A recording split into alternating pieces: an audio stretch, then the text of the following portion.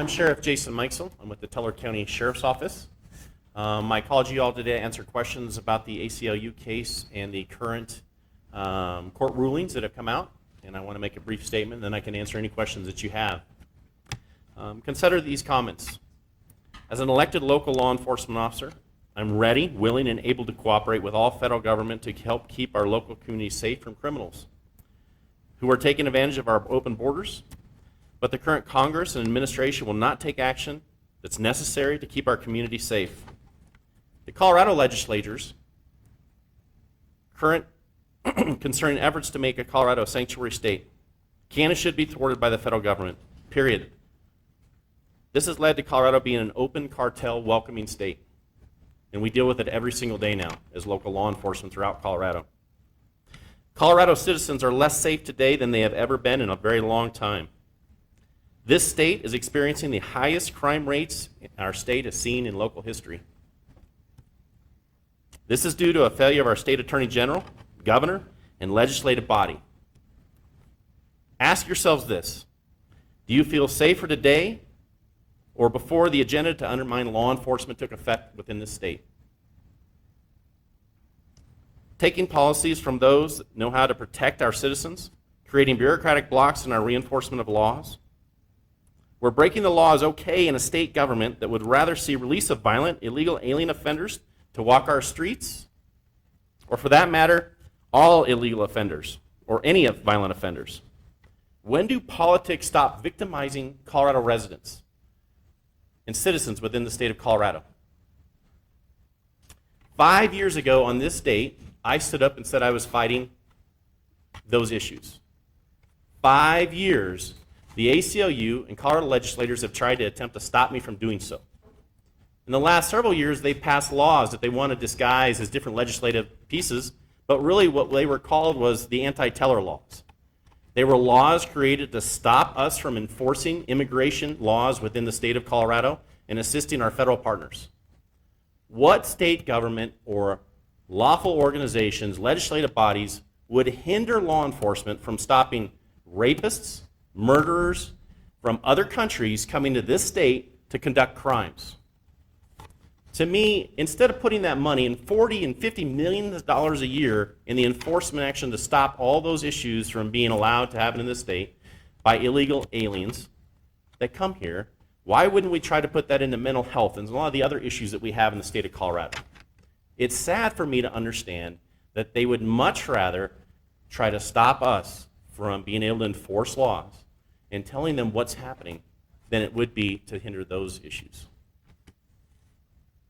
Illegal immigration is one of our nation's most pressing problems, and the federal government must take meaningful action to protect our borders and safeguard our citizens from non-citizen criminals.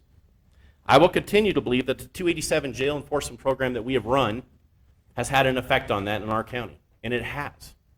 Recently, we arrested someone that was burglarizing communities, had been released from Colorado state jails and prisons multiple times on parole violations and or probation violations, and had not been remanded back into custody, nor was he ever identified to the federal authorities, ICE. But that person was allowed to be released multiple times, and he continued to victimize Colorado residents. Those are failed flaws within our system. And it seems to me that those are the issues that our Colorado citizens are facing. That jail enforcement model and the effective work we did with ICE, identifying non-citizens with criminal convictions, terrorist activities, or pending criminal offenses within the state of Colorado, had a massive effect on stopping those people, even in a small community like this where we didn't have that many. So for the small percentage we were dealing, look at the state level size of the amount of immigrant and violent offenders are being used. And what affects me more is that Colorado citizens are paying for those same violent criminals. Once they're released, we're paying them to stay in Colorado with all kinds of funding mechanisms to continue violating that. The ACLU would love for you to believe that once somebody that's illegal in this state does not want to talk to law enforcement because they could be fundamentally brought back in and deported. That's a falsehood. ICE and immigration in the Teller County Sheriff's Office, when we worked with ICE, only dealt with violent aliens that were criminal activities, violent criminal activities. So for them to say that, what they're allowing is those people to come back out, create larger cartel syndicates and be able to violate other people's rights that are illegal. There are good illegals trying to come here to Colorado to do good things. But we're compounding the issue even on them with the violent criminals that are being released to our communities. This program was intended to enhance public safety by reducing the number of non-criminal, non-citizen offenders released back into our communities. And unfortunately, and I'm sorry, Colorado, but your state legislator has decided that we shouldn't be able to protect you. Dan, would you like to say a few words as a county commissioner? Sure, thanks, Jason. Hey, I'm Dan Williams, Teller County Commissioner, and I stand firmly with our sheriff. Hey, look, folks, there's three things we need to think about here. First of all, there's a false narrative out there. Jason Meisel and his deputies at the time that I've known him, and even before that, weren't out hunting Mexican undocumented folks. And that was, just say it like that. These are folks that came to us through federal agencies that we worked with. We expedited their processes. We got them in front of judges. We kept them connected to their families. We gave them medical care and health care if they needed it, and we moved them along. So first and foremost, a false narrative. Secondly, like Jason, who's responsible for public safety, we're responsible as county commissioners throughout Colorado for life, health, and safety. This is a public health safety crisis. Why do I say that? Last year in Colorado, when coming across the border, we have, and these are conservative estimates, these aren't political statements, these are from the U.S. Customs and Border Control, we estimate 2 million undocumented. In the past 4 years, anywhere between 8 and 10. So what does that tell you? A population of illegal, undocumented folks coming across the border with a population greater than the state of Colorado is now on our side of the border, competing with us for resources, for health care, for school, for precious taxes at local. We've been attacked on every level for local control, whether it's taxes, ballot initiatives, and this is my final point that I say, and I'll take questions along with Jason, is what other element of society, of government, are we told not to cooperate with the federal government? Should we stop paying taxes to the IRS? They're federal. Should we stop doing background checks for gun purchases at the federal level? That's federal. Where do we stop? And so what we have here is really an injustice on our ability and Jason's ability and his team for the rule of law. Cities, municipalities have ordinances and regulations. Counties have ordinances and regulations. States have ordinances and regulations along with federal laws and regulations. This is the one time where they've come in and told folks that are designed and created really to keep you safe that they can't cooperate with a federal agency. It's immoral, it's illegal, it's a complete breakdown of the rule of law, and I don't think it'll stand. And I'll just say, and you'll probably ask questions of us, we don't know what we're going to do next. And I'll tell you, I'll work right with Jason. We'll stand next to him with our attorneys, and we've got some options, and we're still thinking through that. Last thing I'll say, and I'll turn it back over to Jason, the problem doesn't go away because the ACLU, and by the way, that's the American Civil Liberties, it doesn't have anything to do with foreign folks coming in here. So I can tell you that if Jason and I today got on an airplane and went to Germany and said, hey, we're here to help you, without papers, they'd send us back. We're the only country in the world that's doing this right now. We're the only country that has open borders to the point where we have no idea who's here. So I stand firmly with you, Jason, along with the other two county commissioners. This is not a rural issue. It's not a suburban issue. It's not a Denver issue. We're all Coloradans here, but we've got to come to grips with it. It just about bankrupted the city of Denver, and that's not going to get any better until we handle it. So thank you. Thank you, Jason. As Dan said, this is a continuing issue, and it will continue. I think it's going to get worse. I think the violent crime you're seeing now, look, Pueblo and Colorado Springs were just identified as cartel hotspots in the United States. You can find those articles. This isn't rocket science. You speak to legislators out of Denver, and what they're going to tell you is there's no such thing as cartels, no such thing as illegal crime, there's no such thing as violent crime. Well, I'm here to tell you as a sheriff, I deal with victims every day, and we're silencing victims in this state. We are fundamentally telling them that they are not victimized by anyone that comes from another country, and that is sad to me to see that that's happening to all of us in this state. I grew up here. I love this state.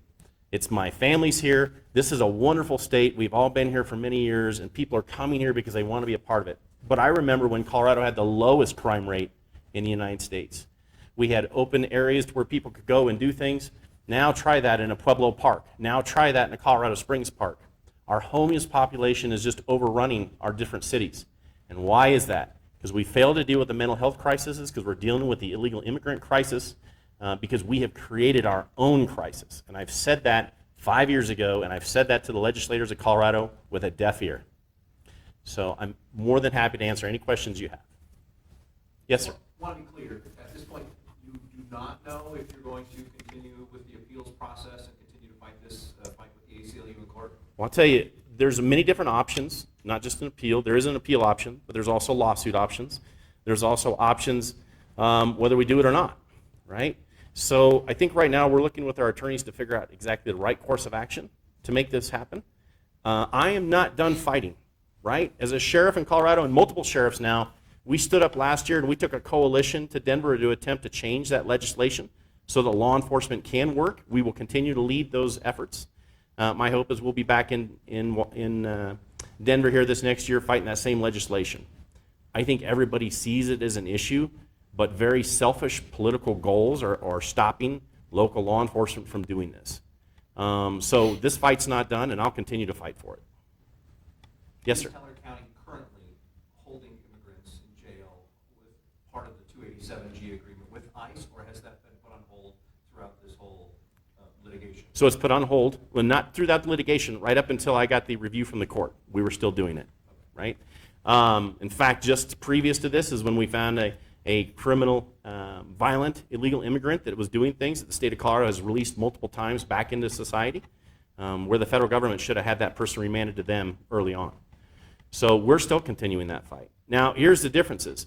Dealing with attorneys and trying to figure out the right course of action and whether I comply with certain parts of it and not comply with other parts of it, or we comply with all of it, that's going to be up to them. I learned a long time ago, I let those that know what they're talking about tell me how to handle those issues.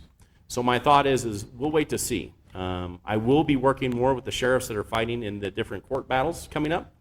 And I know that the commissioners are looking at those options now also. But this fight is far from over. These sanctuary laws in Colorado, that comes from the state legislature. Can you tell us about any interactions you had with state lawmakers, Democrats in Denver, or the governor as it relates to these issues and your concerns? Absolutely. So we spoke with the legislatures last year, and they're very left-leaning, liberal, democratic legislatures. I think that really carried this message. And this is where they basically told me I'm just a racist, and basically that the issues in Colorado is that these people are citizens, that they are not illegals, and that we will continue to pay for them, and that they have all the rights that are afforded to everyone else, and that there's none that have committed any crimes in Colorado. I don't know which newspapers or media outlines they look at, but they're very far from understanding what's really happening in Colorado. That idea of not knowing what's really happening in your own state makes me nervous for legislatures.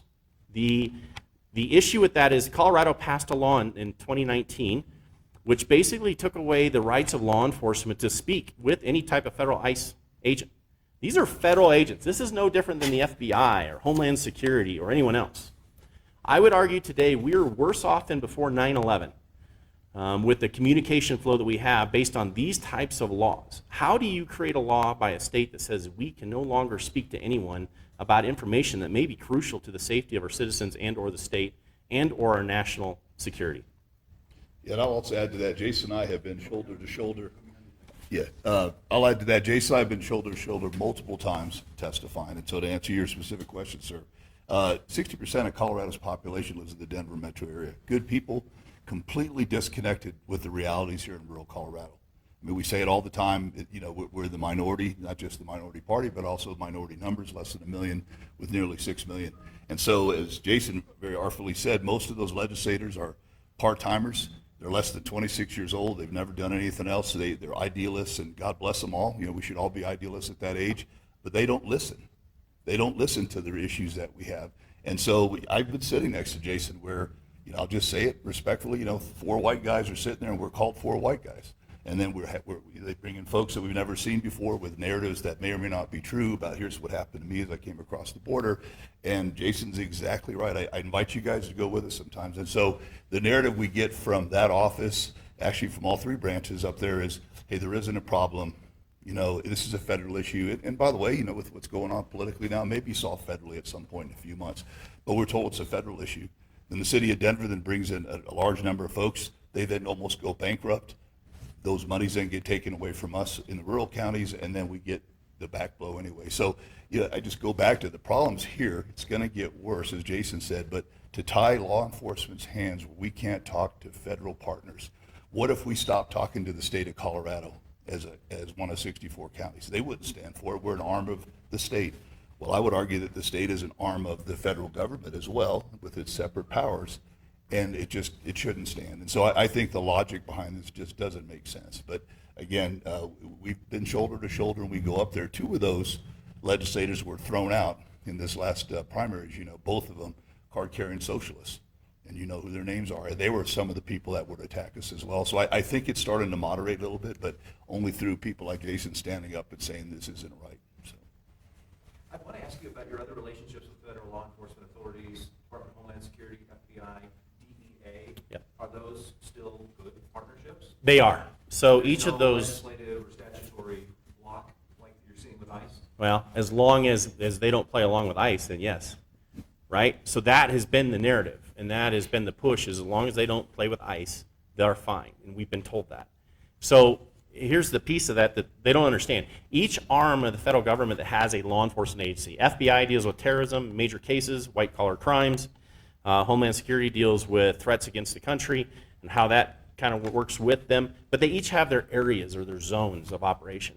ICE has a little bit different. They're dealing with anyone that comes across the border illegally, the holding of those people, the enforcement actions on someone that commits a crime and that is being basically scooped up to hold until they find out whether the charges on the federal side are going to push through or they'll be deported. So they have a very key and instrumental role in this that other agencies can't fundamentally get involved with. So that's one of the issues we're running into. Well, because you had mentioned earlier in this news conference about the cartels and Yes. their presence in the state of Colorado. So I was wondering if you can share any intel that you have as a law enforcement official about the presence of those cartels. Because we have been to press conferences with the DEA, and they're taking a record number of fentanyl bills off the streets. But what are you seeing specifically here in Teller County? Well, and we've seen it. We saw it when we had the illegal marijuana grows that were affecting your tax dollars in marijuana. And whether you believe marijuana should exist or not exist in the state, it's still a taxable fund for the state of Colorado for retaining income. Well, those places have been put out of business based on the black market marijuana effects in the Colorado. So not only that, the issues we're seeing with the cartels is fentanyl, guns, burglaries, thefts. All of those are feeding those cartels to either run guns back across the border into Mexico and or bring fentanyl through. The cartels, they work like a very large UPS capability, right? They have logistics everywhere. So if you see cartels, you're going to see fentanyl. You're going to see the sexual trafficking. And basically, a lot of those crimes, the reduction of the criminal status for methamphetamines, how much you have on you, that it's no longer a felony. 3 strikes and you're out.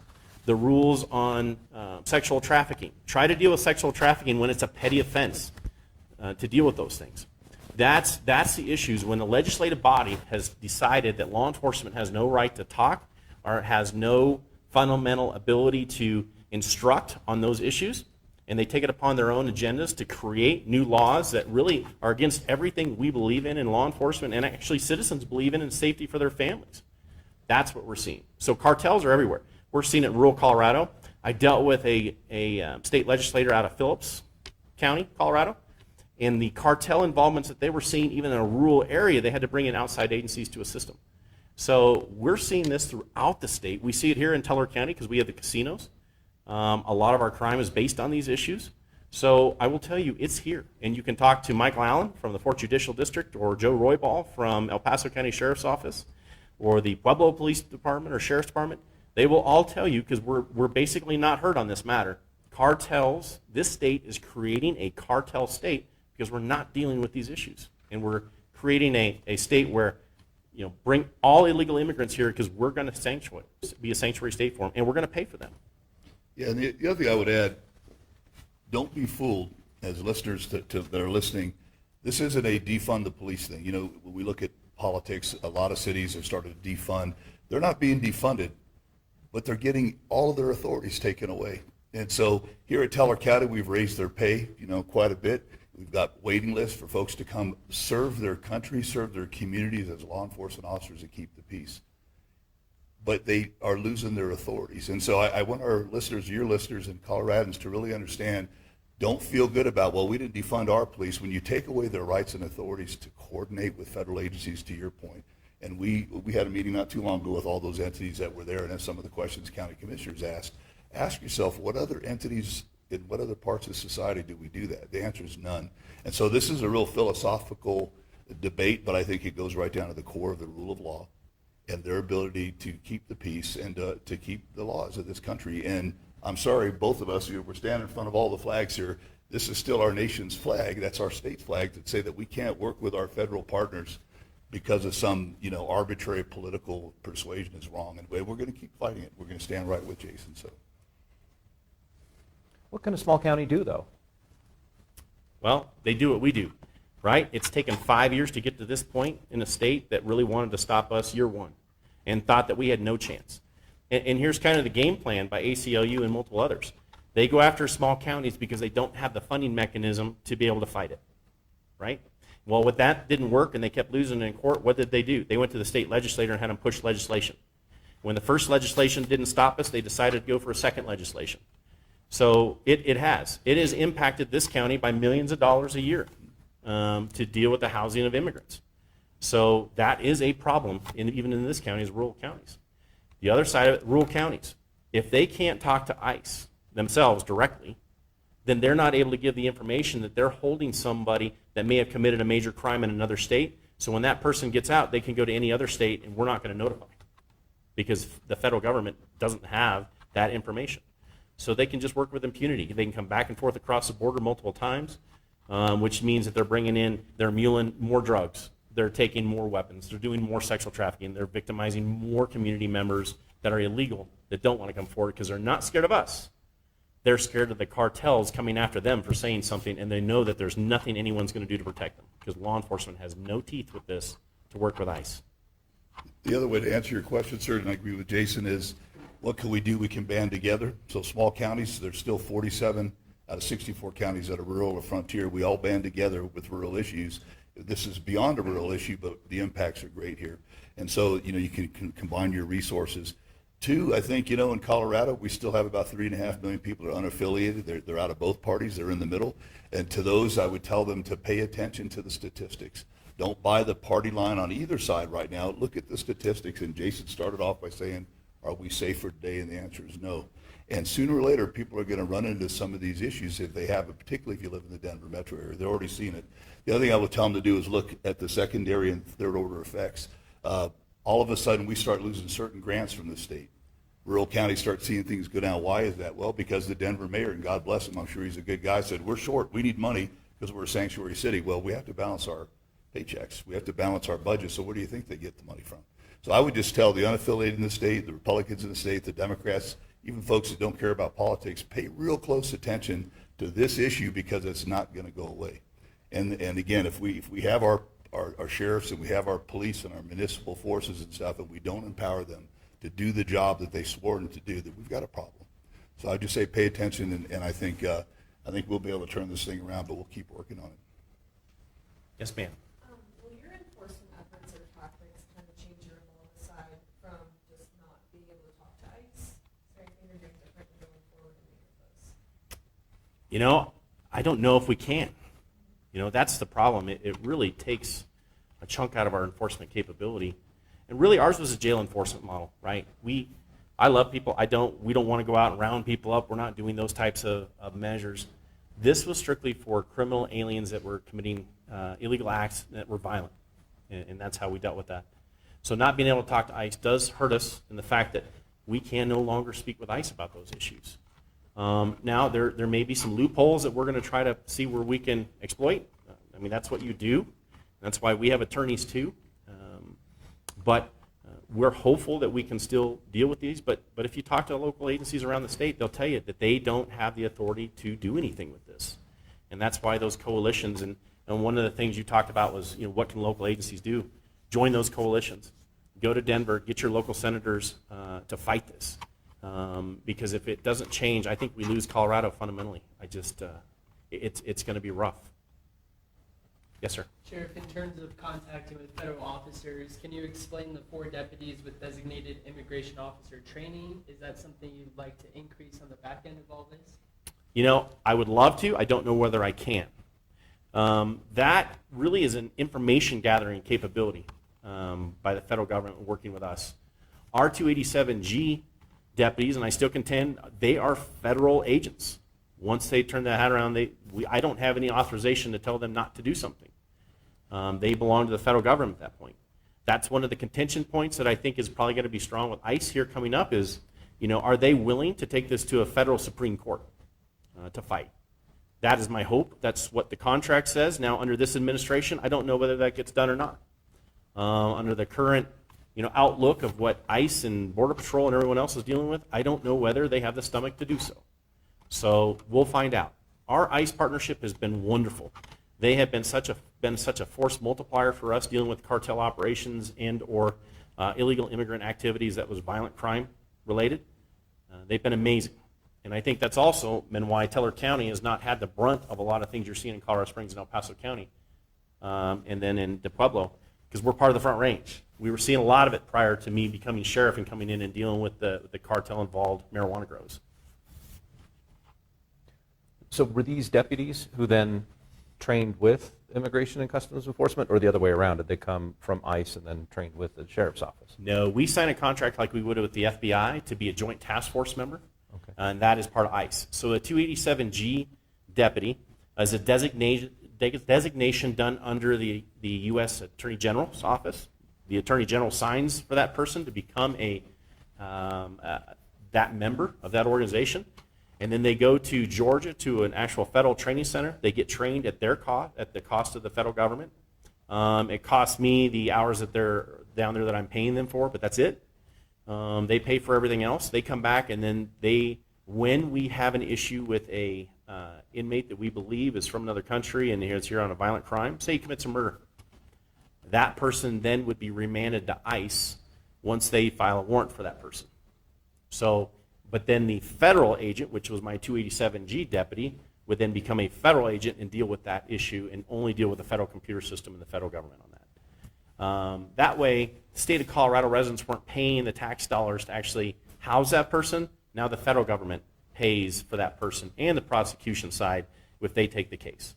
What did that matter on? Major gun cases, major cartel cases, major cases in general, fentanyl cases. Because guess what? Colorado laws, we're not tough on any of that. And when we try to push as law enforcement to make tougher charges for fentanyl and for holding methamphetamines in larger amounts of it, they've dismissed those things. This last year, the legislature decided that if you're a felon and you're stealing a firearm, and we requested that be an enhanced charge for that person, more time, they said no to that. So with all the underlying piece, you would have thought the Attorney General would have gotten involved and tried to be a part of something like that, and it's moot point with him. So, unfortunately, law enforcement's kind of on their own dealing with this. Yes, ma'am. Just to clarify, so these 287G deputies, are they still employed by the sheriff's office, or have they moved on with the enactment of this law? Still employed with the Teller County Sheriff's Office. And I'll tell you, the interesting fact is the 287G employee I have now, I'm very proud of. She came here from another country. She got her citizenship legally in the United States.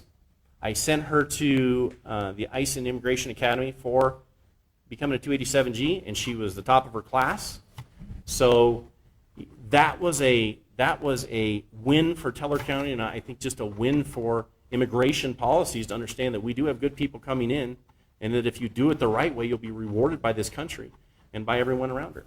So we're very proud of her. And that was my 287G employee. Yeah, Trevor. How is the county been paying for legal fees over the last 5 years? Well, that comes out of the general fund, and these commissioners foot the bill for that. Yes. And we'll continue to do that, Trevor. I mean, bottom line is, you know, we've got policy oversight. We work together really closely. But again, I fundamentally, how can I look you in the eye as a resident of Teller County, take an oath to the Constitution of the country and the state along with him? It's the same Constitution. I was in the military, same Constitution. Support, defend, and then allow him to have his authorities eroded away and then withhold money. So we're going to continue to fight, and we're going to continue to fund it. You know, we're pretty solvent here in Teller County. We're a debt-free county, but some things are worth fighting for. And I think if we were to ask our people, people that stand behind in the residents county, they would back us up on that. Yeah, and I agree with Dan. The one thing I found is that when you look a victim in the eye of something, you don't want to tell them there's nothing you can do because this person's illegal, right? I think across Colorado that's an issue because there's those that want them just to be released. And I'm tired of it. I'm tired of watching victims be victimized in the state. Truly, I love this state and I love the people here, but we should not allow victims to continue to be victimized. Yes, sir. Sure, the last question I have for you, and I do apologize if it's kind of going back, but I was hoping you can give us a brief summary update on the last court proceedings, just kind of where we do stand today. You mentioned you don't know where it's going to go from here, but what brought us to this point today? Well, what brought us to this was 5 years of fighting this. The issue was it went to the state appeals court. The appeals court decided that Colorado law enforcement does not have the right to arrest with federal immigration, and upheld the 2019 bill, which was a legislative matter on this. So that's where we are today in a very small sense, because it was very broad. So it now gets sent back to our lower court, our district court, for some of the issues that were involved in it, because it's not completely shut yet, right? So that's one of the reasons we have attorneys that review it, because I'm big, and if there's a way to do it, I'm going to do it anyways, right? If I can't do it, then I won't do it, because I will follow all laws in the state of Colorado, or I wouldn't be a sheriff. But if there's the ability for me to be able to still affect the immigration issue for criminal, violent, illegal aliens, I will do so. Beyond that, you discussed there's a couple of things that you could pursue legally or whatever. What's next? Will you notify us when? Oh, absolutely. Okay. I'll always notify you. The one thing I found is that your offices reach out to so many more people than I do, right? And I think getting the word out about what's really happening behind closed doors, I think, is something you need to know. So I'm more than happy to give you that information as to where we're going to go with something and what we're going to do with it. Absolutely. Thank you. Thank you, folks.